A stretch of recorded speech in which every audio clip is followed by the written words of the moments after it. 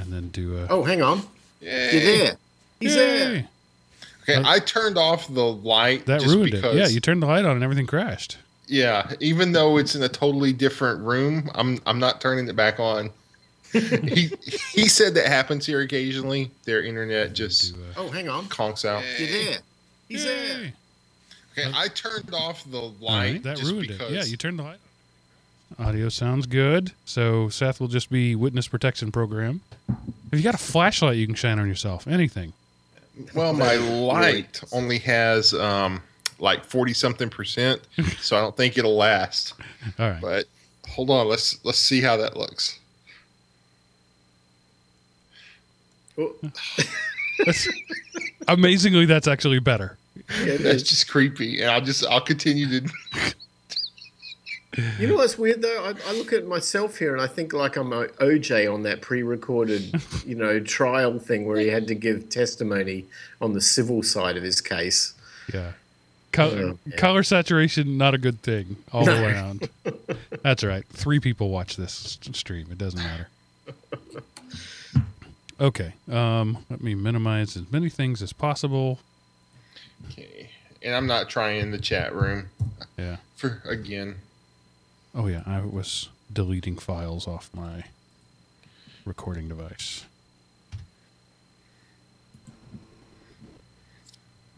That's better, Seth. Yay! Oh, that's because I minimized the chat and I'm looking at I only have one screen this week, so. Me too. So I'm looking at the document with the white on it, so I'm sure that makes me look a lot better. Well, less bad. I don't know that better is a good word.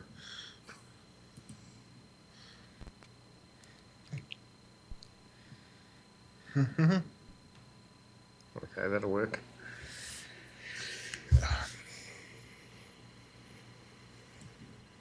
We're an audio podcast. Video doesn't matter, as evidenced by the fact that mine just decided to go the opposite of Seth.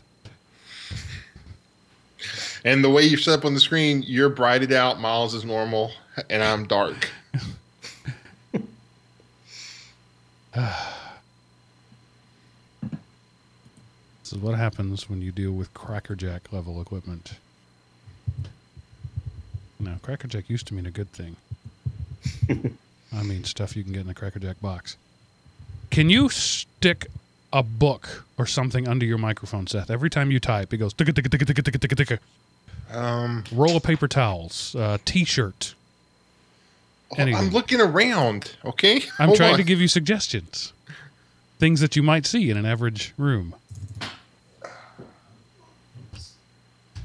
Because we are an audio podcast, and that's important.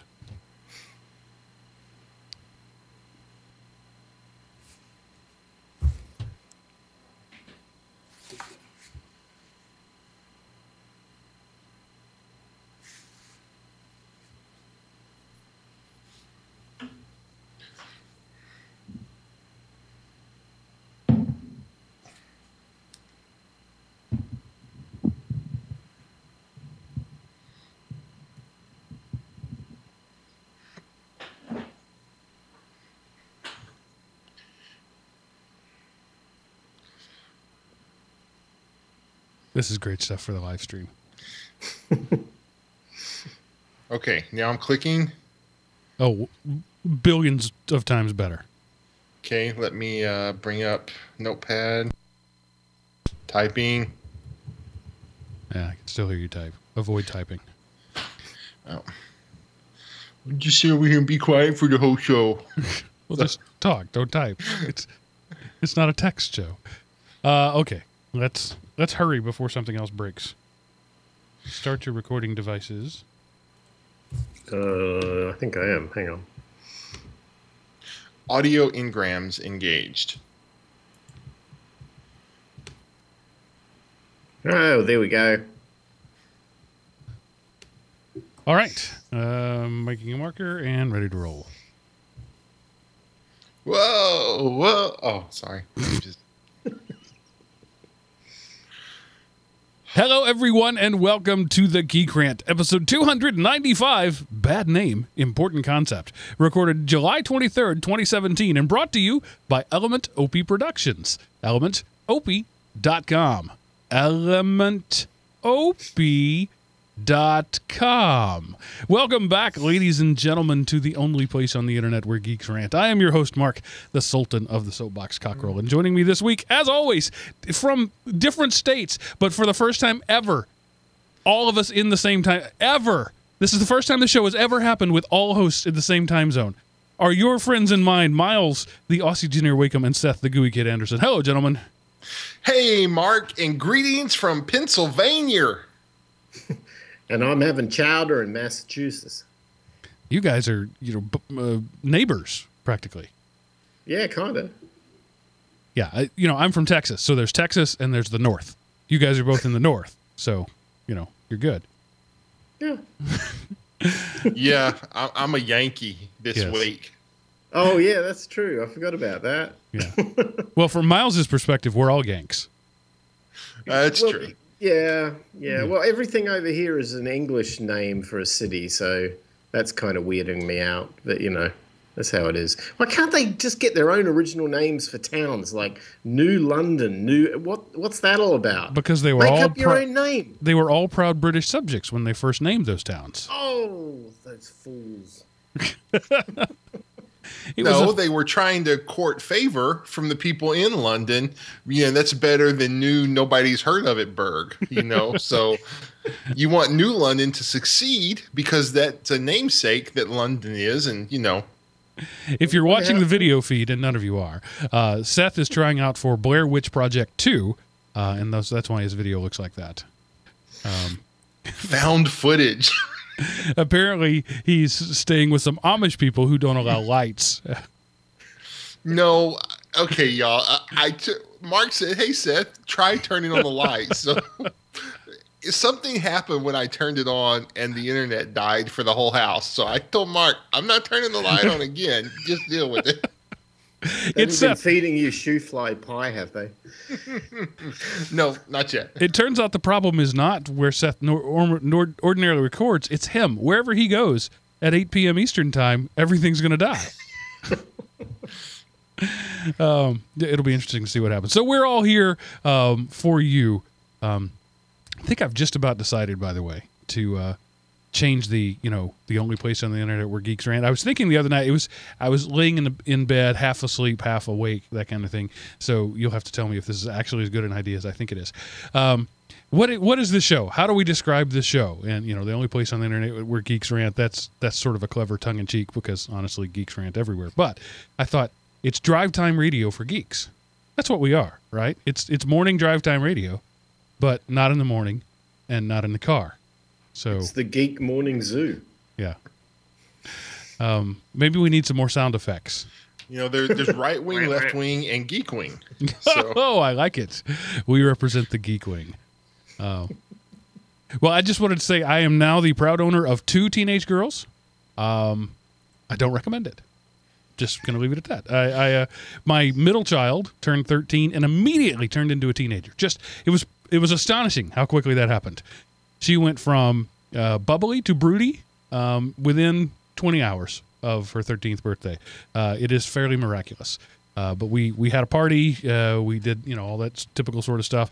And unfortunately, due to the misguided well-intentions of a friend or family member, I honestly don't know who it is, my home is no longer fidget spinner free. I've been refusing to purchase one of those, and my children haven't found them important enough to spend their own money on it. But as a birthday gift, we now have a fidget spinner in the house. So with the pox is now upon us. You know how you tell if you've got a teenager? If they speak one spoken paragraph, the word like appears 24 times in it. That is a thing, yes. Mark, you need to quality control that fidget spinner and see if it reaches cockerel safety standards. Yeah. And I can think of any number of ways that it wouldn't. So if you need some help, I'll be there tomorrow night. I could pull the old Teamsters thing, and safety inspections can take months. It's actually not terribly annoying. I make sure she isn't spinning it, at the dinner table and that sort of stuff. They're actually kind of fun to play with. So I understand the allure of it. But it's the pet rock of the 20 teens. You know they got banned in Moscow, right? Or in Why Russia, not? I guess. Because Americans are bad? Why? I have no. All I read was, and this is hearsay. I read it because it's on the internet. It's got to be. So real. that makes it CSA, right? Yeah, right. Okay. Apparently, the opposition to Vladimir Putin was using fidget spinners as some sort of a political signal to his people to not to uprise, but to gather and organize, or whatever you call it. And Putin found out that they were all using these fidget spinners, so he just banned them from the country uniformly across the board. No more fidget spinners in Russia. Yet to the fidget spinner. In Russia, fidget spins you. Yeah. Just a quick commercial. Just this week, I mean, I have known about it, and I used it way back early on, and it wasn't ready for prime time yet. But if you're an Amazon Prime member, and honestly, why wouldn't you be? But if you're an Amazon Prime member, check out Amazon Prime Music if you haven't in a while. It's essentially commercial-free Pandora with a wider selection of at least the music I like. I can pick some channels there and hear stuff that I'm not going to hear on Pandora.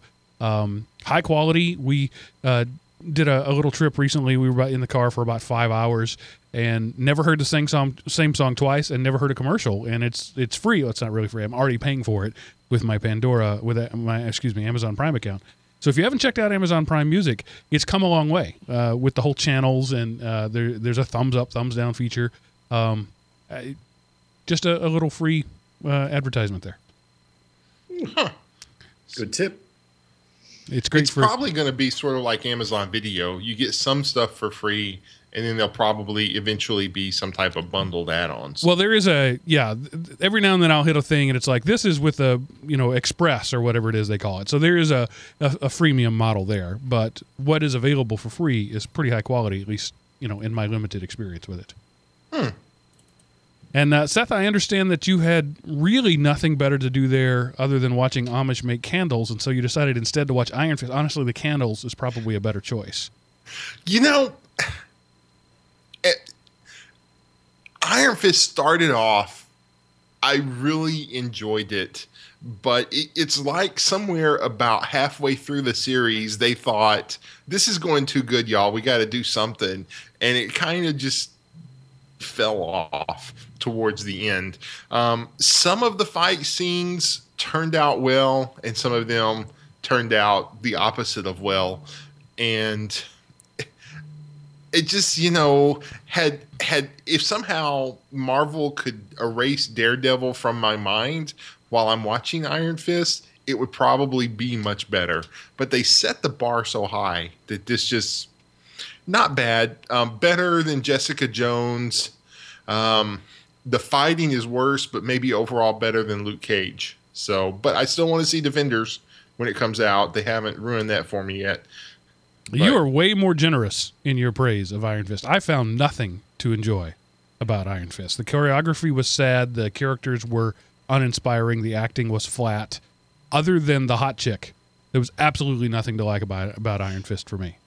The very first scene, warning spoilers, he goes into the building that bears his name. And the fight kind of in the elevator where he wasn't really fighting. He was just, I thought, okay, is this supposed to be like this form of martial arts that, isn't been a part of the world for so long? I was like, so it's going to turn out really cool. And then it turns out it wasn't really cool. And then it turns out that his acting abilities peaked very early. It started going down the further you went into the series. But like I say, they've diluted their creative talent pool across too many series, I think. I think what happened, everybody did Daredevil season 1, and that's why it rocked. And then you had people splitting off, and there was Daredevil season 2, Jessica Jones, Luke Cage, Iron Fist. And so maybe they will all come back together for the Defenders, and it will rock. And what's his name? Danny Rand will not only get some acting lessons, but he will get some martial arts lessons. And then it can be a really good series. Maybe. And, this other one that you have recommended here, I didn't make it through the first episode of Spectral. It came up on my Netflix as shows you may like, and no, Netflix, it's not a show I may like. Okay, well, this isn't a series. This is a movie, so maybe it's something different. All right, maybe it is.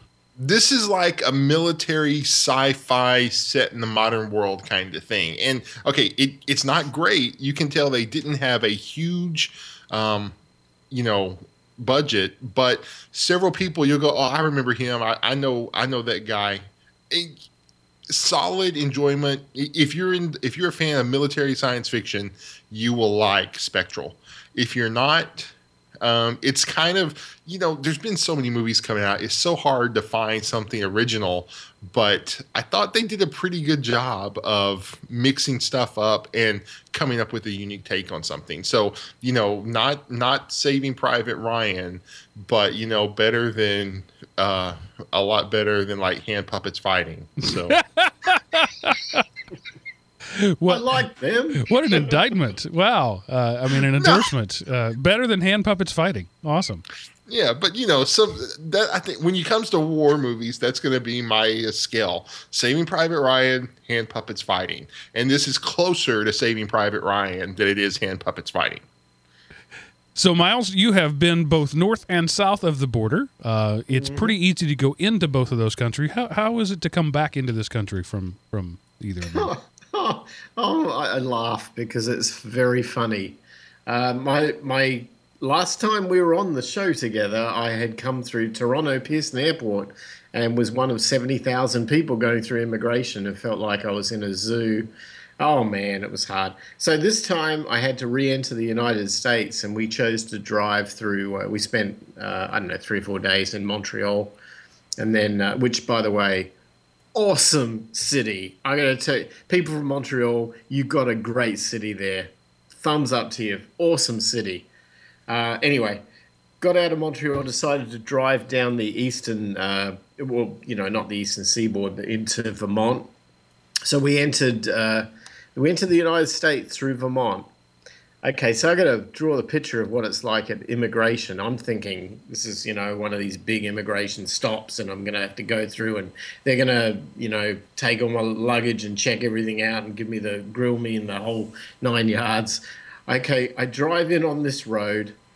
I realize I'm driving into the US. I get into the US. There's no fences. There's no walls. There's nothing. There's literally a little booth on the side of the road. And this girl sitting in the booth. There's not a car in front of me. There's not a car behind me. This is it. And this is midday on Friday. So you would think there'd be some traffic. No, it's just me. I turn up to the booth, wind the window down, give her the passports. She says, where you been? Where you going? I tell her, she goes, get out of here. That's it. Welcome to the United States. Oh, my God. I've never seen the worst. It just is crazy to see the actual reality of entering the border through Vermont and then hear all of this rhetoric on the TV about building walls and all this stuff. This is not reality, people. You enter it's crazy. See, you don't realize the bugs that were placed on your car and on your person when you left and have been tracking you the whole time you've been gone. So while she was looking at your passport, the screen you didn't see says, all movement confirmed, letting through. So that's what you missed. I don't even think they got power up there. I mean, it's so prehistoric. Running water's a new thing. I mean, come on. No, please build a wall. Give me a break. Now, this story is from my youth. I was 7 or 8, so I didn't understand the full context, and it's highly distorted. But I was traveling with my grandparents. My grandfather's mother, so my great-grandmother, lived in Anchorage, Alaska, and he wanted to go visit her before she died. She was very ill. So we took a pickup truck from Terrell, Texas, to Anchorage, Alaska. And, of course, the only way to do that is to go through Canada, in case you aren't good with maps. And this was definitely a different era. We're talking 76, 77. My granddad built a couple of bunk beds in the back of his pickup truck, and that's where my brother and I spent the entire 2 weeks that we drove. We just laid/slept/sat in the back of the bunk. There was a camper. for the whole time. But so anyway, it's late at night for me. It might have been 9 p.m. I don't know. Again, I was 8. But we were asleep in the bunks in the back of the truck, and my grandfather apparently blew past one of those little roadside stands on the border going into Canada. And he said later, I saw it, but all the lights were off. It looked like they were closed. I thought, I didn't, and this was back before you needed a passport to go between the two. But when you blow past one of those things, action happens. Sirens came on, lights were flashing, stuff came out of cars and stuff came out of nowhere and blocked the road. They turned us back. They did a very thorough search of the vehicle. Where they were like, "Are you human trafficking? Are these really your grandchildren?" So it may seem innocuous, or at least on the Canadian side, but if you blow past that thing, you'll find that it was more sophisticated than you think it was, based on my experience. Well, they hide it well. I must give him that. I mean, they had him like frisked up against the truck. It was a pretty big deal. Apparently, you don't enter Canada without saying "A" on your way by.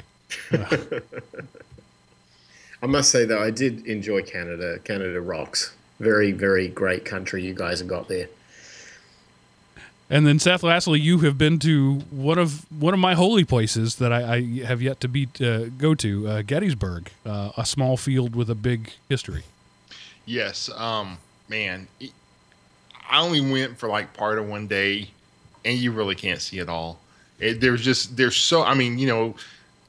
so much to know and do and see, and I mean, it's amazing and it's powerful. You can see where Pickett's charge was. You can see the stone wall at the top of the hill. You can look, and the Confederate forces are 10 yards away from these cannon positions that are firing double canister.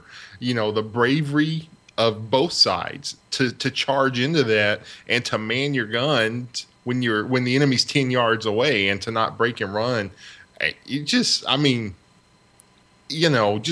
walking around, and then I went through the National Cemetery there, and man, it's just it. When I come back up to Pennsylvania, I am probably going to if I only spend one day, it's going to be getting up before the sunrise and go there and see it all. Because just a few hours, walking, you should go. I mean, it is well worth it to put some perspective and see the price that was paid to deliver the country that we got delivered to us. And then, and then it kind of makes me sad to think what we've done with that country. But it is a solemn place, and it is well worth visiting by any American citizen, I think. Yeah, I was going to say, since you're in Pennsylvania, Seth, have you had a chance to go to Valley Forge? I have not. You would feel the same way. Oh, yeah, I'm sure I would. Same thing. Yeah, it's brilliant. Yeah. Living here where I do in Georgia, particularly in South Georgia, I'm in the north part, but there are 4 major wars were fought on this soil. There was the Civil War, the War of 1812, the War for the Revolutionary War, and even there were a couple of skirmishes off the beaches of World War II. A lot of people don't know that. But the Georgia Coast Guard was involved in repelling a U-boat attack. So anyway, there's history everywhere I go around here, and I'm the only one I know, honestly, that's interested in it. And so I've been here 5 years and have not been to any battle thing. Well, I went to one park thing in Savannah that I drugged my wife to, but it was literally that. It was, you have to, if you want to stay married to me, you have to spend the next half hour going with me to this thing because we're going. But I would really love to spend some time reveling in this, the history of this place. But also, when you look out through the thickets, and I know that the Pennsylvania is similar there, you can see how difficult it would have been to fight through that because trees are growing 18 inches apart, and it makes sense now to see how the rebels who were so outgunned and out equipment and outbodied could have put up such a good fight because they knew the terrain. They knew if you lay down in this hollow here, you can't be seen, but you have a good view. And the Revolutionary War, the same thing there. Fighting when you take the field, fighting off the fields and into the forests. it changes everything. And, America found that out in Vietnam. And we learned that you can't fight an entrenched people who know the terrain. But it is amazing the history that's around, probably every part of the country, but certainly in the eastern seaboard, where the hardest part of the country's battles were fought. There's probably some French Indian War there around too, because I don't know, that would be pretty frontier-esque in that time, so you could probably find some. Yeah. So that could make it 5? The Fifth War. Yeah. Yeah. So enough about history. Let's talk about the future. And Seth I'm just going to be honest with you. Seth wanted to talk about this tonight. I think I've said all I have to say on the topic. This may be the first ever show where the Sultan doesn't have a soapbox stand. But the topic of tonight is, as the title says, bad name, important concept, net neutrality. And just to, give a quick summary of net neutrality, we, the people on this panel and geeks at large, want the internet to be freely accessible, or at least an even playing field for all people. There are certain powerful entities who don't want that. They want to control what goes on there. And there's a battle going on. It's a constant battle. It's been going on for a while now, back and forth. The same legislature keeps getting renamed and having a tweak turned up. And a couple of companies want to control access to the internet. That's the short version of it. And there's yet another round of that battle going on. We did the whole internet goes dark thing a couple of years ago. We fought against SOPA and PIPA and all that. There's only so long you can handle outrage, though. And I think that this is just an inevitability. The wheel will turn, and we will lose the free internet. It's a given. It can't be avoided. So there's my nihilistic take on net neutrality. But let me just try to analogize it, because this is a hard thing for people to do. Let's compare the internet, the interstate road system. The interstate road system exists. It was built. It's out there. Let's say somebody wants to make every road in the country a toll road. Okay, you might be okay with that. Maybe not, because the public funds were already put there. But let's just say we're going to make every road in the country, including the road that leads to your house, a toll road. So everybody has to pay to use the road. I might be okay with that. Now let's say those same people say, well, people like, say, Walmart, you have extra trucks on the road, so you have to pay more for the people who go to your stores. So the people who go to your stores are already paying the tolls, but since a lot of people use our roads to go to your stores, we want you to pay an extra crowd fee. So, we're going to base that on the size of your parking lot. The bigger your parking lot, the more you have to pay for your side of the toll. Even though the people who are going there are already paying to use the road, you need to pay to receive them. That's essentially what's happening in the internet world. There are a few people who want to charge content providers, like, for example, Element OP Productions, because we have thousands of people who access our stuff. They want me to pay an extra fee as a heavy user, even though everybody who accesses my stuff is already paying to access my stuff. They want me to pay extra. So this is what the battle for net neutrality is all about. Should everybody pay once, or should some people pay twice? With that introduction, go Seth. Well, I mean, this was just my suggestion. I didn't know you were like, I didn't have anything else to talk about. So, but no, here is the thing. You did a good job with your analogies there.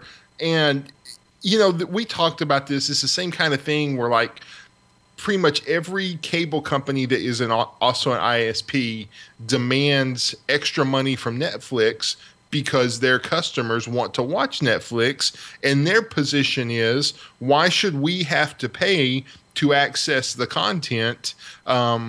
whenever we're not getting anything back from it. And of course my answer is because your customers who you provide access to want it and they've already paid for it, you should get it. But then this goes back to the you can't have generic cappuccino in the bathroom that only the executives get to. They each got to have their own individual cappuccino machines and their own mugs hand washed by somebody who walks up hills both ways to rinse it, kind of thing.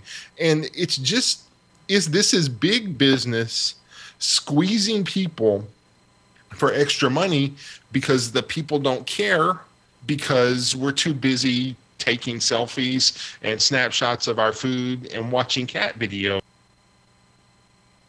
And we've lost Seth's connection. So while he continues to rant in silence, Miles, what is your take on that? I don't like government. So by nature, I don't like, I like light touch, which is really what the FCC is trying to do right now. But you can't necessarily have that. I mean, look, let's go back in time a little bit on the history of this. When DARPA produced all the internet and all of the research work and everything was done and then hooked all the universities up, they did it for their own purpose, and they did it not with mine, I wasn't here at the time, but with US taxpayer money. So there is a US taxpayer ownership of that research and that internet, that backbone. But what they never did was they never brought it out to the final, I guess what the ISPs would call the last mile. They didn't bring it out to your house. They didn't bring it out to your libraries, and they didn't bring it out to your businesses. That was all up to private companies to provide that. And so those private companies, when they eventually hooked onto the internet and started offering those services so that we could get to it, they invested a lot of money in that last segment of the communication infrastructure. They have a right to get their money back.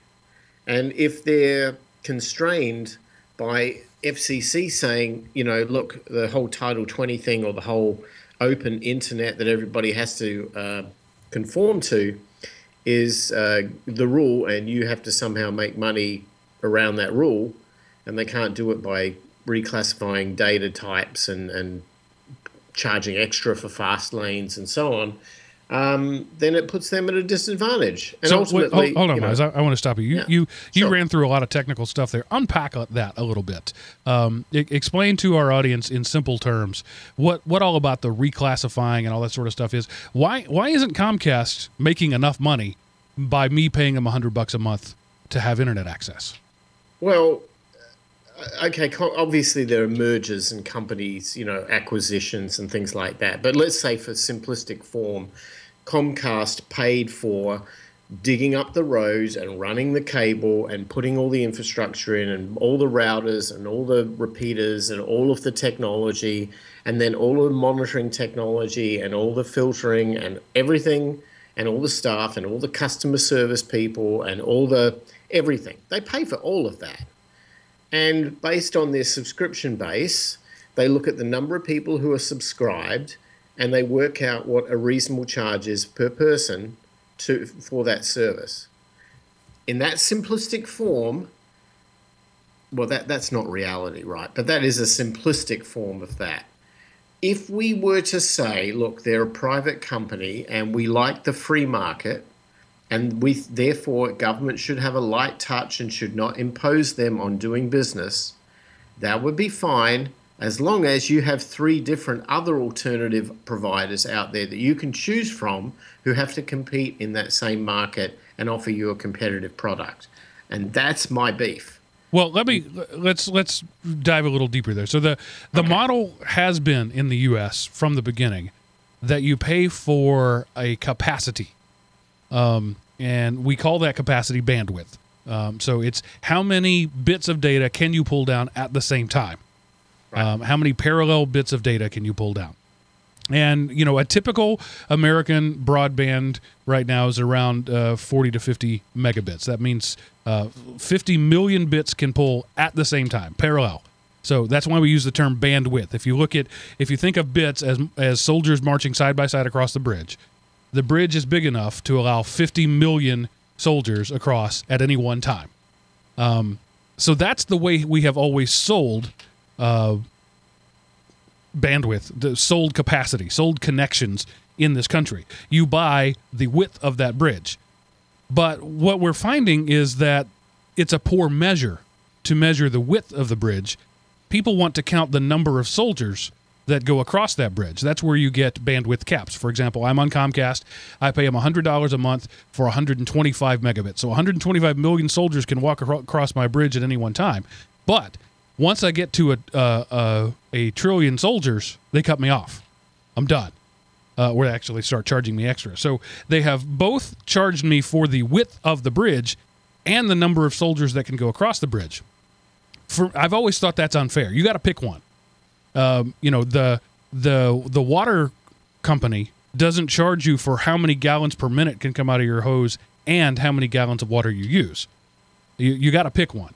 So, but what's happening right now, the current legislations and the moves that are happening, is there is a group of people who want to say, well, not only are we going to charge you for both the width of the bridge and the number of soldiers that can go across the bridge before we close the gate, but also those of you who are sending soldiers, a lot of soldiers to houses, i.e. Netflix. Netflix is sending billions of bits every night. They want to charge Netflix extra. So Netflix has already purchased a huge capacity. Trillions and trillions of soldiers could walk across their bridge at any time. They had to do that to be able to support all of the customers at the same time. So they've already paying a big chunk of money for the size of their bridge. And they're also being paid, being charged for the number of soldiers that go across that bridge. Now they want to be paid, want to be charged an extra fee just because they're sending a lot of traffic.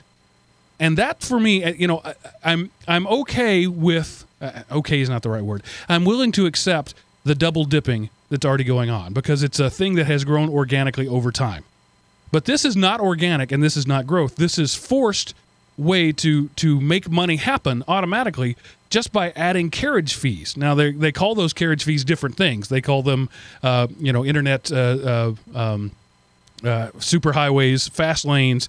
There's all kinds of clever names but the ISPs will say that we have had to increase our capacity because of Netflix. That is just a lie, plain and simple. They've had to increase the capacity because the number of customers using their product. Whether it's on Netflix or whether it's on, CNN or whatever it is, it's a flat lie that Netflix is costing Comcast more. It's just not true. Comcast's customers are costing Comcast more. Here's the analogy. We had to build more roads because Ford made too many automobiles. Therefore, we're charging Ford for every vehicle that drives on the road, in addition to the gas tax and the toll fees and the other road and bridge tax when you renew your plates that go into it. Now we're going to penalize the manufacturers who have nothing to do with it. Right. That's another analogy. So the problem with net neutrality is you have to talk about it in terms of analogies. But so what's happening is all of these things are happening. This group of people say, we want to charge this carriage fee to Netflix. Netflix says, no, you can't do that. Now it's in the U.S. Government's hands to decide whether or not they can do that. And the government has, on a couple of times, said, well, we're not going to intervene, or we're only going to intervene. And that's where what Miles was talking about, classifying data, or who are you and what are you. There's certain types of rules. There was a while back, it was, well, the internet is just Comcast and AT&T. Those guys are just common carriers. They're just the dumb pipes. And because they're the dumb pipes, we can't regulate them. They have to be regulated as a different thing. And so that's what this new regulation is coming about. This is all about who gets how big a piece of the pie. All right, now, Miles, I'll let you speak. Well, your analogy about the bridges is really good.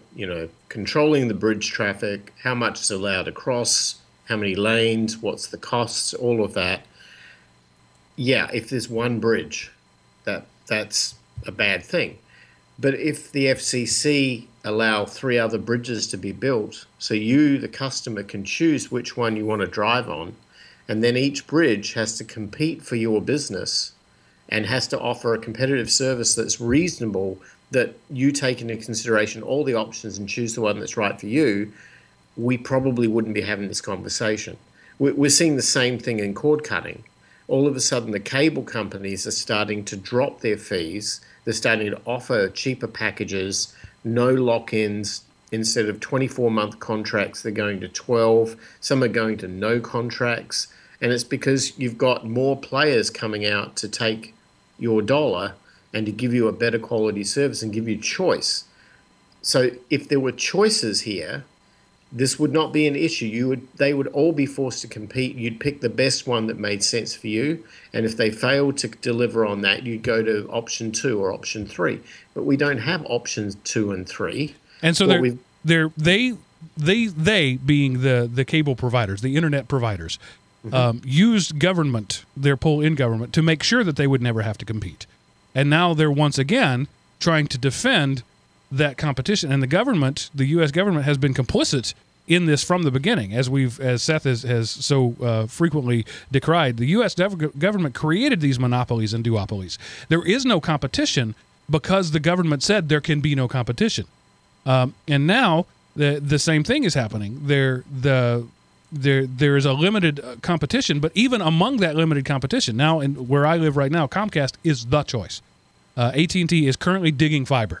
So within the next couple of months, I will have 2 choices. Right now I have a choice.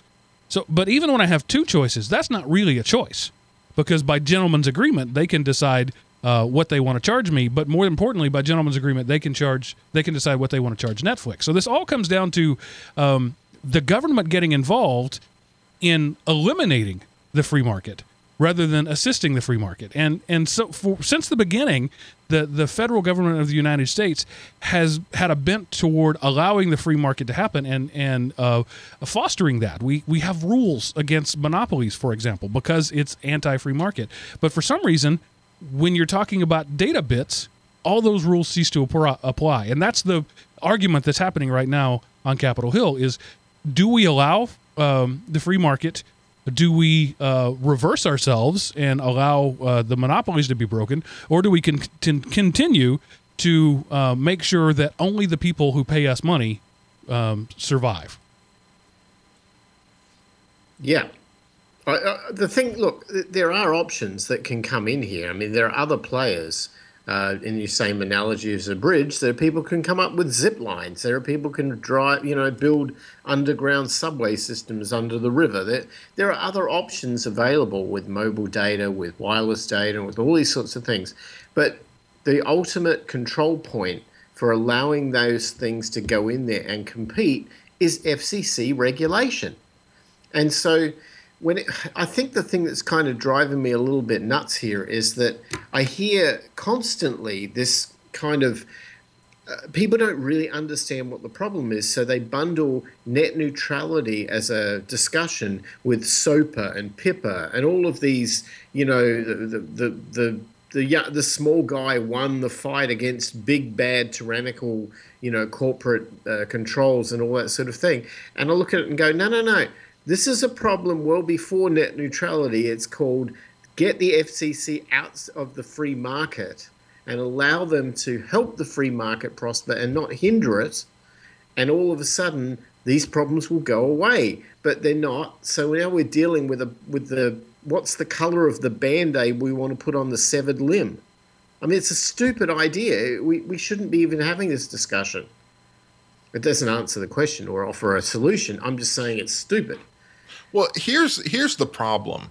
The representatives appointed by government are only from the providers. Why isn't there some government level that looks out for the consumer? It's just like, who's in charge of banking laws? Only professional bankers. There isn't anybody from a consumer point of view who has equal voice in the say. And so everything is pro-bank, and so now everything is pro-big business running these things, and they're pouring tons of money into maintaining the status quo because as expensive as that is, it's a heck of a lot cheaper than having to compete against upstarts. So if I can just maintain the status quo, because that's what we've had for the last 10 years, So we can ride this another 10 years, and then I'll take my stock option golden parachute, and it'll be somebody else's problem. This goes all the way back to, we've talked about how people are this quarter minded, and there's nobody in it for the long haul. We want to gut the future to maintain share prices so we can do a stock buyback, so our share price will hit a level that will trigger a bonus, and then I can sell all my stock options and make a ridiculous amount of money. And the only thing that generated that money was I took our profits and I bought stock with them. And then so that used up our profits, but it provided enough money for me to cash out. And, you know, and that's just all it is. We've allowed the businesses because we don't want to have to sacrifice. And it goes back to what we talked about last week. We're getting exactly what we paid for. We have paid in ignorance, and we paid in laziness, and we paid with lax oversight. And now we are reaping the benefits of our lazy involvement in the internet. So, you know, it was great when the only people involved in the internet were the geeks who loved it. So there was a good internet, but now everybody's on it and nobody cares because it's there, and we have crappy internet. So yay, America. Can I add something to that? I heard the term, I happened to be in the car driving back from dinner tonight to get to the hotel here to do the podcast.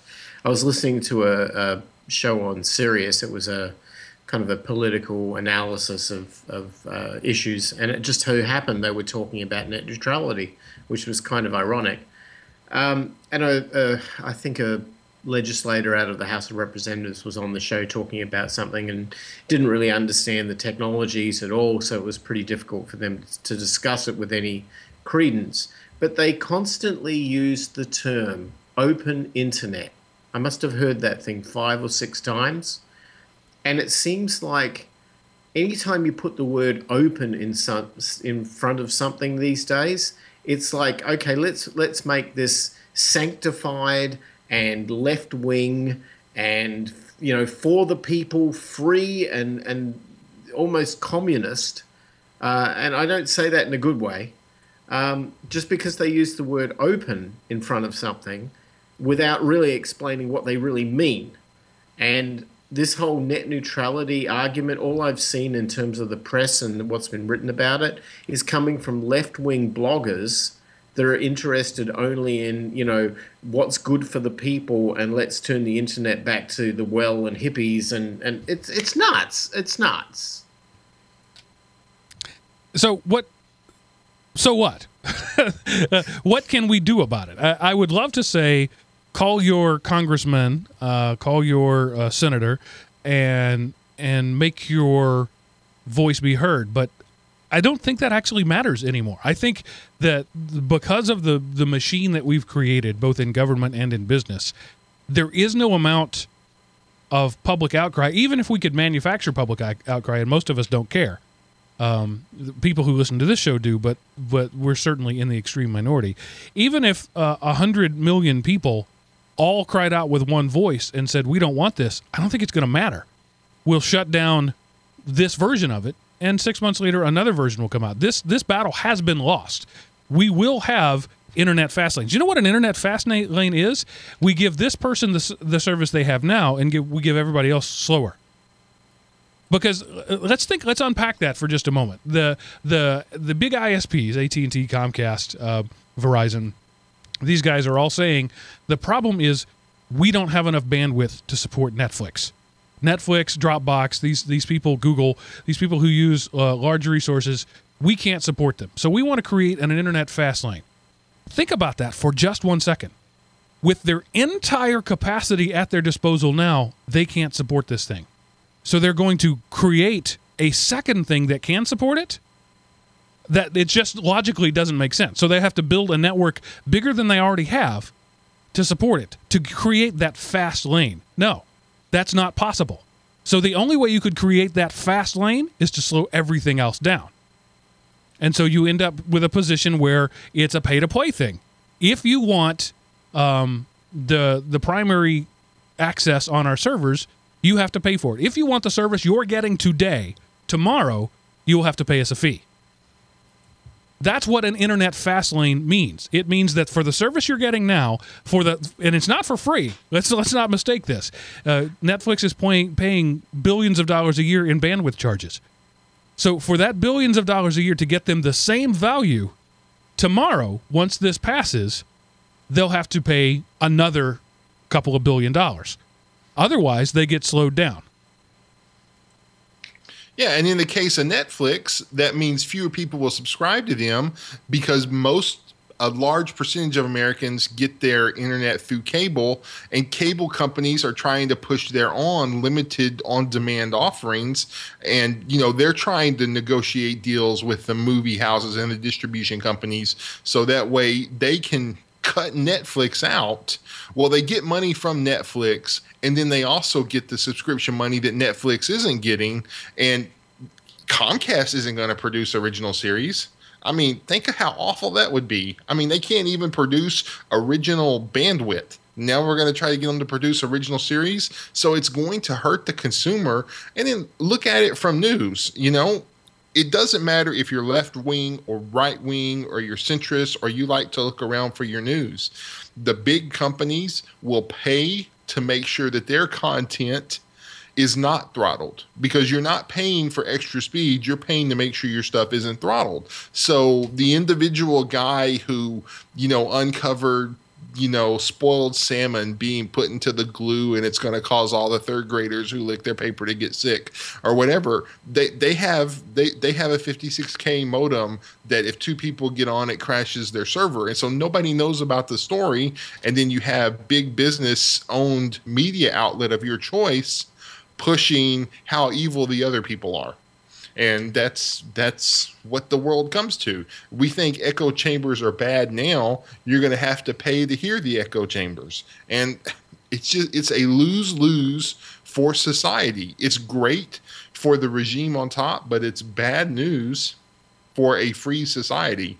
And unfortunately, we don't really seem to want a free society anymore. Well, there is a positive in dropping net neutrality. And that positive is that if the companies out there with the most to lose, let's say Netflix, Amazon, any of the large bandwidth providers of content, if they are given an opportunity by the FCC to create their own network providers, Google are doing this with Fios, right? Or with their, not that's Verizon, I'm sorry, the Google Fiber options that they brought into certain select cities. If that is able to be continued and Amazon decide they want to be a player in this because they've got all this Prime Video they want to be able to pump through networks, and it would be an advantage if you were on their cable or whatever. If the FCC open up 4 or 5 other bridges so that all of these providers who have content that would be best served on their networks were options for you as well, I think that at the end of the day what we're going to see is invention. We're going to see a lot more companies jumping up and saying, I want to have a piece of that pie. I'm going to come up with a better, more innovative, more creative way of doing it. And I'm willing to invest to do this because now the regulations have been cleared out from underneath me, and I can go ahead and I can push forward this new invention. That's the positive. That's the upside. Open internet. What's in it for Amazon to invent anything better than what we already have to deliver the content if they're given the option to be able to just take and abuse what's already there? Well, there's so many stories we haven't covered where the people who own the last mile are spending wads of cash rather than developing their infrastructure. They're spending wads of cash making sure nobody else can get in and compete. Google is having to spend tons of money on lawyers fighting for litigation and right of way where Comcast or whoever owns the utility pole and whoever owns the right of way, and then they install it for years, granting access, and so maybe in 10 years it'll be great, but by the time we get there, we will have lost our fortunes to the Comcast and the AT&Ts of the world, because they will just keep pumping us dry. And once it looks like they're going to lose and they don't have anything else, they're going to run it up and squeeze out all they can before they have to give up the ghost. And because the government created this opportunistic situation for these businesses, the government has a responsibility to keep that in check until they open it up. And unfortunately, they're not. They're kowtowing to the people that, again, I would hate to sit here and claim the crooked nature of the American political process, but based on the evidence that is being made available to the public, it's hard to come to any other conclusion. So, yeah, I don't know. We're at glue factory level now. Yeah, I just want to see what does the world look like if AT&T and Comcast get what they want. You don't get any more bandwidth. This is not about last mile stuff. That's what you were talking about earlier, Miles.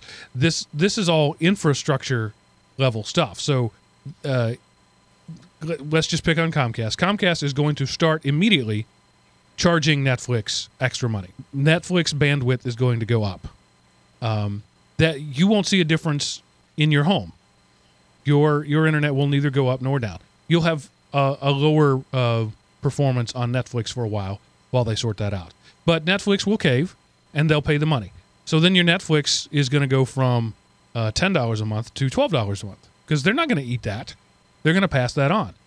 But Comcast is going to have their new Xfinity on Live app that is whitelisted, and that doesn't count against your data caps, and it doesn't. They're automatically on the fast lane. They're going to give that service the full speed. And so now everybody on Comcast is going to use the Comcast app, and everybody on AT&T is going to use the DirecTV app, and everybody on Verizon is going to use their thing. And so Netflix goes away because they won't be able to compete anymore. And HBO, or they become, a partner with somebody. Is that going to change the world? No, we can live without a Netflix, or Netflix will pivot. They'll find a way to survive. They'll make partnerships. So when we focus on that, it's kind of hard to see the downside of this. But what is likely, realistically going to happen is this podcast goes away. Because my hosting provider is going to be responsible for lots of data, right? They have a bank of servers worldwide. They have multiple connections to them, and lots of data is going in and out of my hosting provider. Well, they're going to have to charge. They're going to get charged more, so they're going to have to charge more. So my hosting fees will double, not immediately, in a year and a half, and then they'll probably even go up from there. And then it'll, now we're talking 5 years down the line. Not only have my hosting fees tripled from what they are today, but now I'm going to have to pay an extra fee for to get access to the internet. I'm already paying once. Actually, I'm paying twice. I'm paying once to get it from my house to my hosting provider. I'm paying my hosting provider to get it from their servers to you. So I'm already paying twice for you to hear this show. But with the whole net neutrality thing, when the net is no longer neutral, when net neutrality dies, then I'm now paying 2, 3, or even 4 times, and I can't do that. And this show goes away. No, there's an easy answer to that. You just move the hosting offshore. Yeah, I mean, at the end of the day, they can't regulate you if you're on a server in Iceland. But they can regulate you getting to Iceland. You can have an exit fee for the country. Well, no. I mean, just putting your servers there in another locale. But the interesting thing about that is that if that is a reasonable solution, you are now putting U.S. internet data centers and server hosts out of business because they've lost you as a customer and everybody else. And at some point, the only people they'll have is people who have a small blogging website with no traffic, because they can make money on that because there's no data bandwidth worries about it. But you produce actual content, sorry, you're going to have to start serving out of the Netherlands or something. Or Canada. Yeah. Well, so I hadn't really considered that that angle of it before. I've been focused on the U.S.-centric part of it, as I am guilty of doing often. But don't you think that other countries will follow suit once they see that the Americans have lined their pockets? What's going to stop Iceland from doing the same thing? Well, okay. Full disclosure, our company is putting servers in Iceland. So I can tell you a bit about this. That government has a very open policy towards light touch on anything to do with data. And because the cost of power there is very cheap, because it's geothermal, it's natural energy, and because cooling is not really a factor when you're living in Iceland, it's a perfect place to put data centers. And as a result, the government there are completely open to having your business and will offer, incentives, or they will make it easy to get things happening. So, we're shipping dozens of servers over there. I'll be on a plane over in Iceland at some point racking them. And it's just the way things go. We chose to do that a while back for a bunch of different reasons. Net neutrality was not one of them.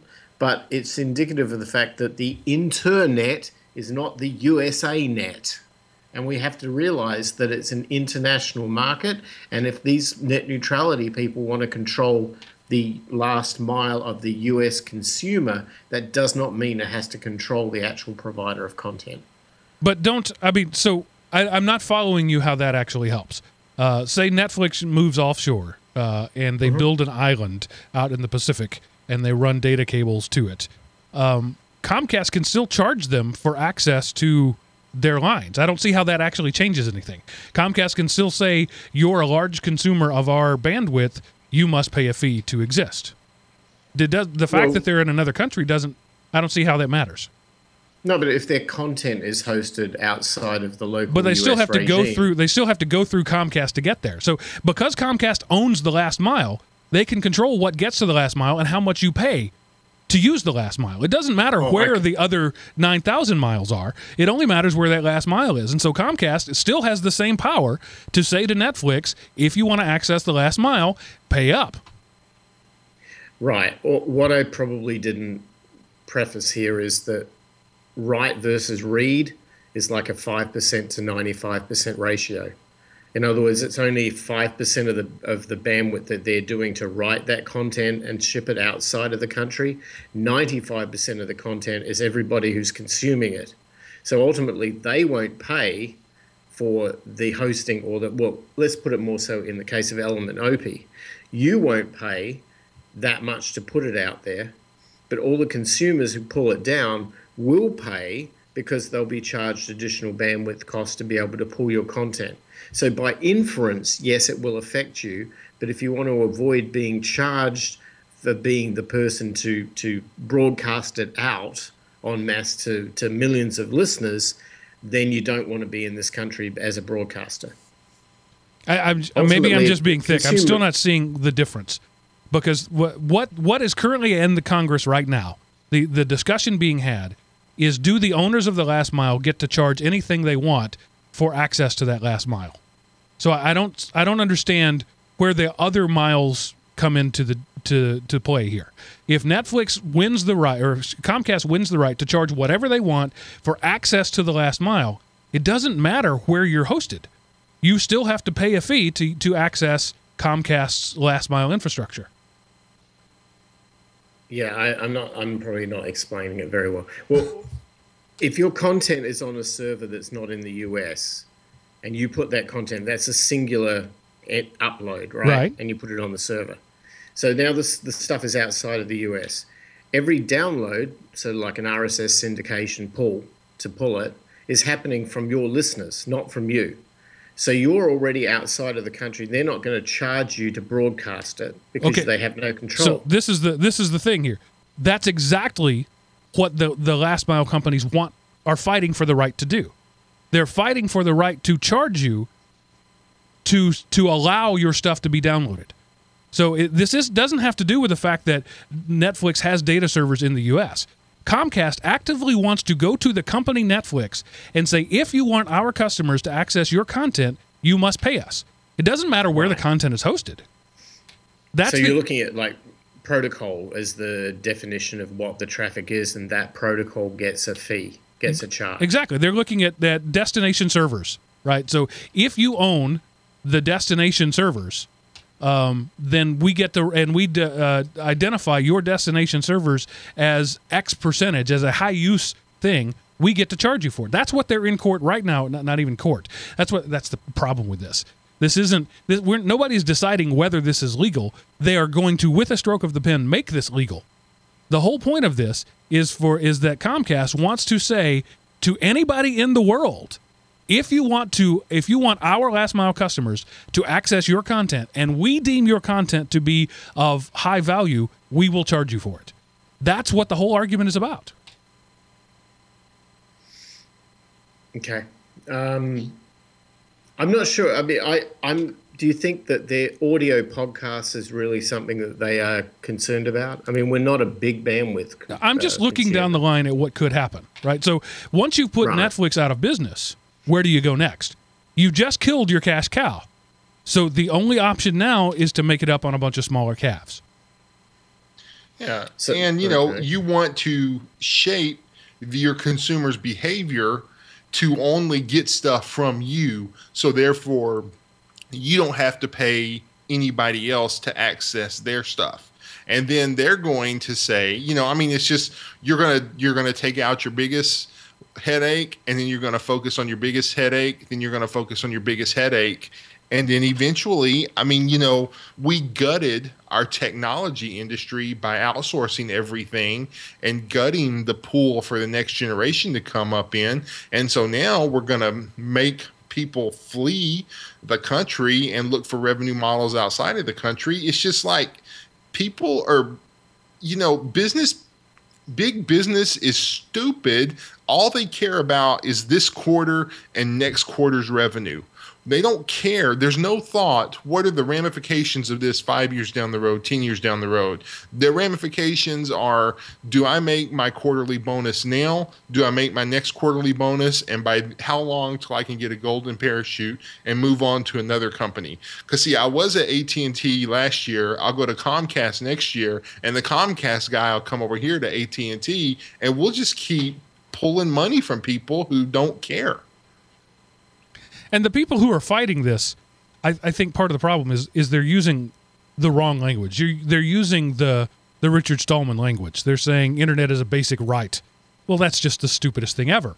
And you're not going to get any foothold in a court of law spouting stupid stuff like the internet is a basic human right. No, it's not a basic human right, you moron. It's a fifth or sixth level luxury.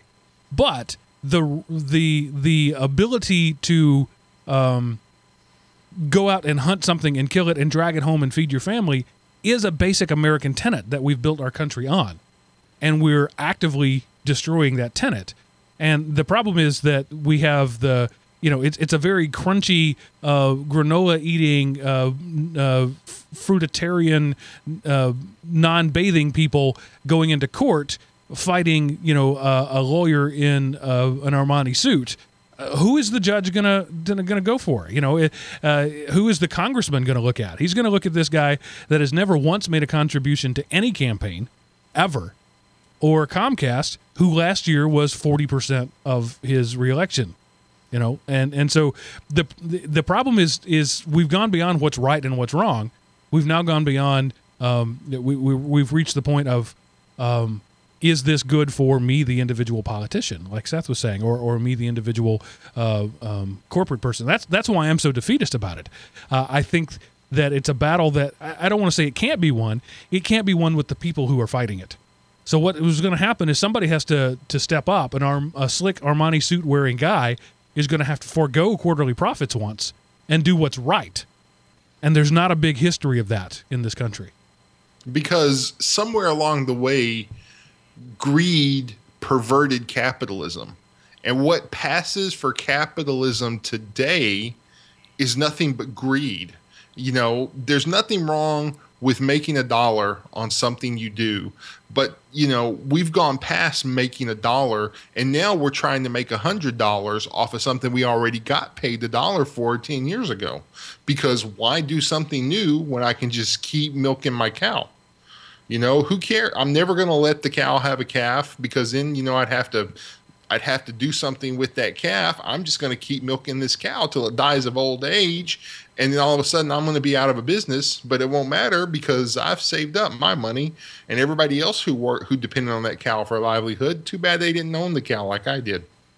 So, well, I'll tell you one thing though. If you're not in the United States and you're outside and your content is hosted outside, you don't care. You're not going to have to pay any extra for it unless your local providers decide to adopt the US model of traffic lanes and charges accordingly.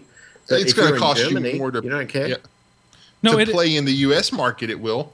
Right. Yeah, but what I mean is that this is a disadvantage to the US as a country in terms of its technology, because other countries, other operations outside of the US, in China and India and in Brazil or wherever, will have a significant advantage over the US. Yeah, so Netflix moves to Europe and makes that their primary focus, and they're fine. Americans lose Netflix. So that's realistically, that's really what's going to happen, is America is going to cut its own throat, and we're not going to have access to Dropbox anymore. We're not going to have access to Netflix anymore. We're not going to have access to Google Drive anymore. They're just going to go to other countries. And so now we're going to have the reverse situation of American people using proxies to pretend to be Europeans instead of the other way around. That's probably true. I tell you what, if I wanted to invest in companies right now, I'd be buying VPNs. Yeah. So, I had a lot to say for something I didn't have a lot to say about. But I do want to. There's an article here that Seth referenced, an OS News article, and I think I'm only highlighting them because they're a great example of what's wrong with the discourse in this country. So there is a synopsis of. I don't even want to paste this link in the chat room because the title of it's the internet is effed again, only they're not saying effed. But so here's I'm just going to read this last paragraph of it. Hey, look, another case of corporations actively working to undermine society by bribing politicians with huge amounts of money that the individuals would never or only rarely have access to. As long as it's the politicians' power is derived not from the people, but from money, stuff like this will continue to happen. This is the article that is supposed to be, winning hearts and minds. But really, it's just saying, we're a bunch of whiny crybabies, and the world isn't fair. And this is the problem. Tom Hollerda, who wrote this article on osnews.com, is the problem. He and his ilk, who come off, instead of fighting with logic and intellect and saying, this is why this is bad for business and bad for our country, and this is why your quarterly profits will go down next year if you do this. Instead, he says, you're all a bunch of F-tards. And this is the problem with the world today. There is no reasonable discourse. Whiny rage quitting. That's a much better title for this show, Whiny Rage Quitting. That's a good one. I like that. All right. I got nothing else to say about this. Seth, is there any other way you could beat this horse to make it a little more dead? Like I say, we need to wake up, or eventually America will be the third world country again. So, and stuff like this leads the way. So, unfortunately, I don't like the language of this article, but unfortunately, I find myself agreeing with the sentiment of it. So, I might be becoming a liberal, and that's a scary thought. I went straight. I went straight to the local podcaster, i.e., Element Opie is doomed, and Seth went straight to America will descend to third world country. Those are both pretty extreme views, but it's a mindset of pessimism that is brought about by an observation of reality. Miles has a different view of it. He says, just go somewhere else. Well, that's great, but I happen to care about this somewhere. And if I go somewhere else, what happens to this somewhere? And so that's what I'm trying to argue. Let's make this somewhere the place that it should be instead of going somewhere else. Because if we go somewhere else, the big businesses will follow us and ruin there too. So we might as well fight it out here. Miles, what are your final thoughts? All I'm saying is that, of this incredibly detailed and hot discussion, the name Hitler did not come up once in the entire podcast. Wow, that's a problem. We're losing our touch. Okay. Seth, what happened this week in history? Smooth transition. All right, Mark. So on July 23rd, 1985, the Commodore Amiga was introduced. Commodore introduces its Amiga personal computer, also known as the Amiga 1000 or A1000, featuring a multitasking windowed operating system, color graphics, and stereo sound, among other features ahead of its time. The Amiga developed a loyal user following that remained strong even as the PC market became increasingly consolidated between the dominant IBM-compatible PCs and Apple Macintosh computers. Writing 9 years later in 1994, Byte magazine would write, "The Amiga was so far ahead of its time that almost nobody, including Commodore's marketing department, could fully articulate what it was all about. Today, it's obvious the Amiga was the first multimedia computer, but in those days, it was derided as a game machine because few people grasped the importance of advanced graphics, sound, and video." And that happened all the way back in 1985. And now back to you, Mark. 1985, 32 years ago, the world was so very different. We didn't know how to handle a computer with sound. What are we supposed to do with this thing? Yeah, because the way it got in the business world was by replacing the typewriter. Right. So typewriters don't have sound. You don't need color for a screen that's just producing a black and white page. And, it took forever to get from there to here. How do you print sound on a printer? Right. And just a couple years later, Apple fought the same battle, but they did it differently, and they said, we're different. We're for the artist. We're for the people who care about things that are pretty and sound good. And Commodore was trying to capture the mass market. Apple was happy to capture a small percentage of the market, and that turned out to be the better play. Well, and this just goes to show you Apple really doesn't break through anything. Right. They wait for somebody else to break through and kind of pierce the zeitgeist. And then once they see it's right for the taking, they do a better job of exploiting the breach. So Apple is the breach exploiters of trench warfare, whereas, the Amigas, DEC, who did the first, not iPod, but portable media player that was disc-based. So, way to go, Apple. You suckered another company. Yeah. Man, there's something about them that, you have to admire the way they can move in and kill people so they can live. They are the Hunger Games survivor. As much as I enjoy Apple bashing, let's be fair. In 1985, everybody was trying to figure out what to do with this thing. So this was when Windows was first coming out, and it was a way to take your existing PC and make it a multimedia device. Apple and Commodore both took a different thing and said, we're going to build the hardware right into the device instead of having all those add-ons. And in the end, the IBM/Windows way won, but it took them almost a decade to catch up with where Amiga and then later Apple was once they built it all into the same board. Yeah, no, I know. I was just laying my shtick on there because I didn't know how much I would get in before I crashed, so I was hitting it hard and heavy. Yeah, you must have turned a light on earlier, huh? Yeah. So this is the part of the show where I tell you how you can feed back to us. Go to elementop.com and click the Contact Us button at the top of the page. Tell us what you think. We have gone down this net neutrality road several times over the last few years, which is, kind of ridiculous that we would have to. This is something that to me seems so obvious as the right thing to do. Just let the internet be open pipes. What do you think? Do you have a Miles like mentality of you guys are just a bunch of American-centric whiners, get over yourselves and find the opportunity, or are you like Seth, we will be Honduras next week if this passes, or are you somewhere in between where I am of this is doing the wrong thing for the wrong reasons, and I oppose it on moral principles more than business-related ones. What do you think? Let us know. Click the Contact Us button, answer the world's hardest CAPTCHA, fill out the form there, or call 559-I-AM-OPIE and leave us a voicemail on our Google Voice line, and we'll play that on the show, most likely. So I am interested to know what you want to think. If what you have to say is, guys, this was the 5th time you've talked about this, never do it again, that's reasonable feedback, but no need to send that because I already think that. But no, do let us know what you think. And now, Seth, with that, what do you have this week to lower my productivity, because I'm still clicking drops, so that you look like a better hiring option? Okay, this is chicken on a raft, and you have to have sound, and you just click on it, and then click on the chicken. Oh my gosh.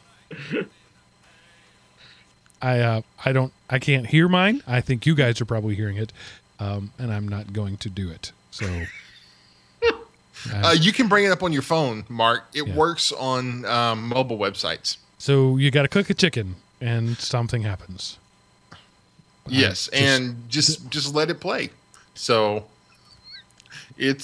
and then show your boss how awesome it is. Like when you go into a meeting, bring up the PC and bring up Chicken on a Raft and just click play, and everybody will love you. And then, you can explain how awesome the internet is and how we need the fast lane to get rid of sites like this. So I knew that was going to parallel back into this whole discussion. Yeah. Unfortunately, this is an argument against neutrality, but it's kind of fun. I enjoyed it. Yeah, I did a presentation years ago on the history of the internet. It was for a distance learning class I was doing, and I told the brief history of Sputnik launched and how the American military freaked out and said, one bomb could wipe out all our stuff. We need to be decentralized and therefore bomb-proof. And the world's smartest minds got together and figured out how to make this decentralized. And then it came to the world of academia, and they put their great minds to it. And in the end, Hamster Dance was born. So maybe we have gotten what we deserve. Chicken on a raft. Leave it at that. So thanks, everybody, for hanging out with us once again. I hope you found this show entertaining and enlightening. It's always difficult to come up with a new analogy for net neutrality, but the problem is it's difficult. You use things like bandwidth. People don't even understand what that is. So it's analogies on top of analogies. I hope we've been clear. I hope you learned something. If there's something we left out, let us know. But for now, we'll see you. Where's everybody going to be next week? Texas, Phoenix. All right, so everybody will hell the mighty state. Everybody will be back home next week. The world traveling is over. My kids start school next week, so this is in 7 days from today. My kids start back to school. So crazy times. That's early. Yes, that's the way they do things here. So I hope you had a good summer or are having a good summer, and we'll see you next week. And for now, remember, pay for what you like before somebody extorts the money from you. Bye, everybody. Laters. Bye-bye. All right. An hour and 17 minutes on something I didn't want to talk about. That's what we do. That's not bad.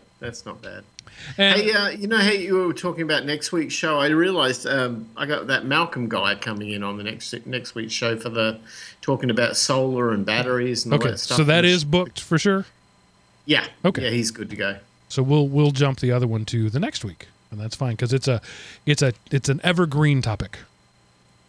Actually, it might be good to break it up because the open source political thing kind of follows on from what we've just been talking about anyway. So maybe it's good to stick something in the middle and break it up. All right, awesome. Jinda in the chat room, thank you for hanging out with us, and I am cutting the stream. We'll see you later, guys.